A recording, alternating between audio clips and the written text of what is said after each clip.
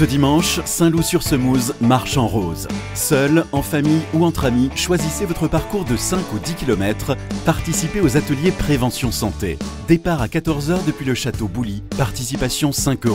Et sur place, t-shirt, porte-clés et une boîte à dons pour soutenir Octobre Rose. L'intégralité des bénéfices sera reversée à l'association La Rose Saunoise. La marche rose, c'est ce dimanche 14h au château Bouly de Saint-Loup. Comtoise Radio, l'actu dans les Vosges saunoises, Jean-Pierre Poinceau. Bonjour, ce samedi se déroule la fête de la fraternité de 13h30 à 18h30, esplanade Simone Veil à Luxeuil-les-Bains. Particularité de cette édition, ce sont les 10 ans. Pascale Mangin, adjointe à l'action sociale à la mairie de Luxeuil. 10e édition de cette fête de la fraternité qui a été initiée pour la rencontre d'associations pour qu'elles soient plus connues. Aujourd'hui, nous en avons une vingtaine. Ils se rencontrent entre eux parce que déjà, ils ne se connaissaient pas tous, ce qui est intéressant et la population les découvre. Mais lors de cette fête de la fraternité, nous avons aussi des animations pour enfants, c'est-à-dire les poneys, le manège, un trampoline, du maquillage. Comme ça, il y en a pour tout le monde. Les parents peuvent faire le tour des associations, les enfants peuvent s'amuser. Et chaque année, c'est une belle réussite avec une population grandissante. À Lure, la sécurité au passage à niveau revient sur le devant de la scène. Hier, jeudi, SNCF Réseau et plusieurs de ses partenaires ont mené une opération de prévention après le grave accident du 30 juin dernier où une piétonne avait été percutée par un train. Les agents mobilisés avenue Carnot sur le passage à niveau le plus fréquenté de la ville. Il y a près de 15 000 véhicules qui passent chaque jour. Ils ont rappelé les bonnes règles. On s'arrête dès que le feu rouge clignote. On ne bloque jamais la voie ferrée. Et en cas d'urgence, on peut forcer la barrière. Elle est prévue pour céder. Une autre action s'est tenue sur le passage piéton entre la rue Salingro et la rue Henri Marceau où l'accident s'était produit. La signalisation a été renforcée. Les usagers sont invités à rester vigilants, surtout avec le téléphone ou les écouteurs. En Bourgogne-Franche-Comté, plus de 900 passages à niveau sont recensés. Depuis 2024, la SNCF y a investi 3 millions d'euros pour améliorer la sécurité.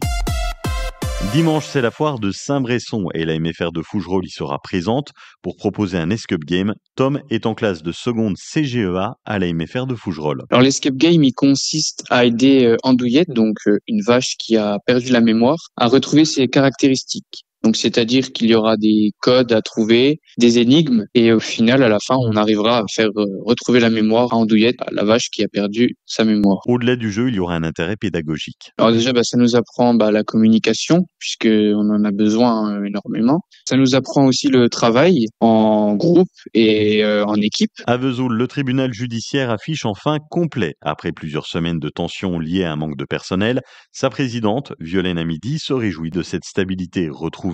Elle explique que la justice reste souvent mal comprise et qu'il est important de donner des explications.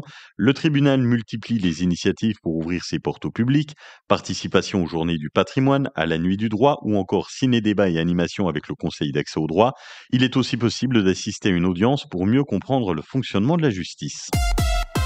Samedi 17h, le cinéma Méliès-Allure propose un ciné-débat à l'occasion d'Octobre Rose. Ce sera suivi d'un moment convivial, tarif 3 € qui seront reversés à la lutte contre le cancer.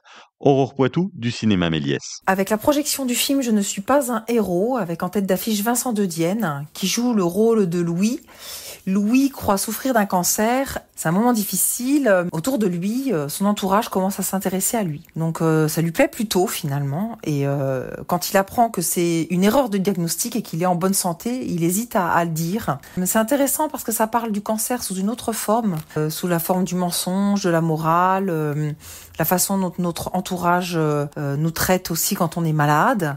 Mais c'est des thèmes graves, lourds, traités avec finesse et humour parce que c'est une comédie. En sport, les équipes seniors de Luxeuil Handball jouent ce week-end. En pré-national, samedi, nos seniors garçons accueillent au gymnase des Meurices Fontaine-les-Dijon. Coup d'envoi 21h. Match important puisque les deux équipes sont coude à coude au classement, 9e et 10e. Dimanche, les filles se déplacent chez le leader, l'ES Besançon. C'est le choc du week-end. La météo avec la ville de Lure.